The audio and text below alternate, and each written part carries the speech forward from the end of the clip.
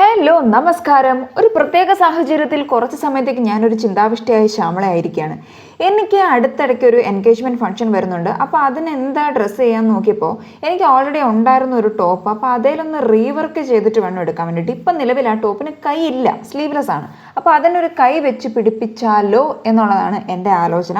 അതിന് വേണ്ടിയിട്ട് ഞാൻ അതിന് പറ്റിയൊരു തുണിയൊക്കെ മേടിച്ച് അതിന് ഷേപ്പിൽ കൈയൊക്കെ വെട്ടിയെടുത്തിരിക്കുകയാണ്.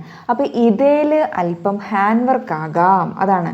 അപ്പോൾ ഇതിന് വേണ്ടിയിട്ടുള്ള റിങ്ങൊക്കെ ഞാൻ സെറ്റപ്പ് ആക്കിയിട്ടുണ്ട്. ആ റിങ്ങിലൊക്കെ വെച്ച് ഞാൻ ഈ ക്ലോത്ത് സെറ്റ് ചെയ്തൊക്കെ വെച്ചു.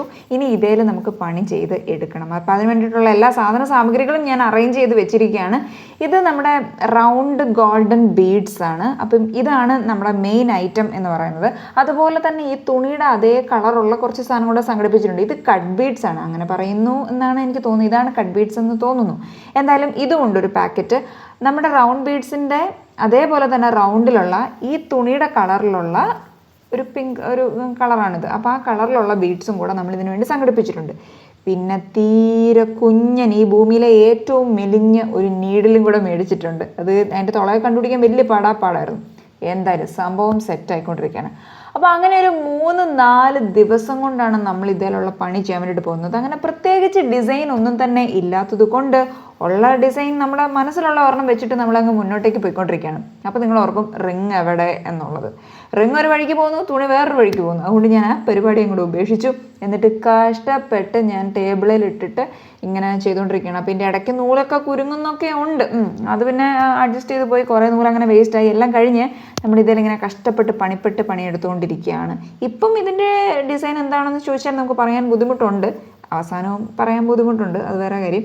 എന്തായാലും അവസാനം കാണാൻ ഒരല്പം മെനയുണ്ട്. അപ്പോൾ ഇതാണിപ്പം നിലവിലുള്ള എൻ്റെ ആ ടോപ്പിൻ്റെ ഒരു പരുവം എന്ന് പറയുന്നത്.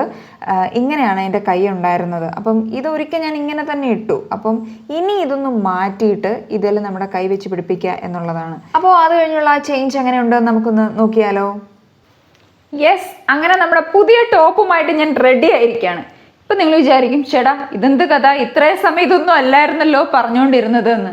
എന്താന്ന് വെച്ചാൽ നമ്മളൊന്ന് ആഗ്രഹിക്കും, നമുക്ക് വിധിക്കുന്നത് മറ്റൊന്നായിരിക്കും. പക്ഷെ നമ്മളതിൽ സംതൃപ്തരാകണം, നമ്മൾ വിഷമിക്കാൻ പാടില്ല എന്ന വലിയ ഒരു ലെസണാണ് എനിക്കിന്ന് ഷെയർ ചെയ്യാൻ വേണ്ടിയിട്ടുള്ളത്. ആ കൈ ഞാൻ പരമാവധി ഇതിൽ വെക്കാൻ വേണ്ടിയിട്ട് ശ്രമിച്ചു. പക്ഷെ അത് വെട്ടിയതിൻ്റെ കുഴപ്പമാണോ എന്തോ, ഈ കൈ ഓൾറെഡി ഇങ്ങനെ ആയതുകൊണ്ടാണോ അത് മനസ്സിലാകുന്നില്ല. അതേൽ ഇത് വെക്കാൻ പറ്റുന്നില്ല. വെക്കുമ്പോൾ അത് അങ്ങോട്ടായി പോകുന്നു, ഇങ്ങോട്ടായി പോകുന്നു. 2-3 പ്രാവശ്യം അത് അഴിച്ചും പിടിച്ചും എടുത്തപ്പോൾ തന്നെ അതിൻ്റെ പണിക്കെട്ട് തീർന്നു. അപ്പോൾ പിന്നെ ഞാൻ വിചാരിച്ചു കുഴപ്പമില്ല, നമ്മൾ ഇതിൻ്റെ ഈ ലേസ് നമ്മൾ കുറച്ച് അധികം വാങ്ങി വെച്ചിട്ടുണ്ടായിരുന്നു. ഒരു 1.5 മീറ്റർ അന്ന് വാങ്ങിയപ്പോൾ തന്നെ എൻ്റെ കെട്ടിയവനും അനിയത്തിയും കൂടെ അത് പ്ലാൻ ചെയ്ത് വാങ്ങിച്ചാന്ന് തോന്നുന്നു. അതെന്തായാലും വേസ്റ്റ് ആയില്ല. ഞാൻ അത് വെട്ടി തൂക്കി തൊങ്ങലുണ്ടാക്കി. പക്ഷേ ഇതും എൻ്റെ വർക്കാണ്. I am very happy. എനിക്കിത് വെച്ചിട്ട് വലിയ പ്രശ്നമൊന്നും തോന്നുന്നില്ല.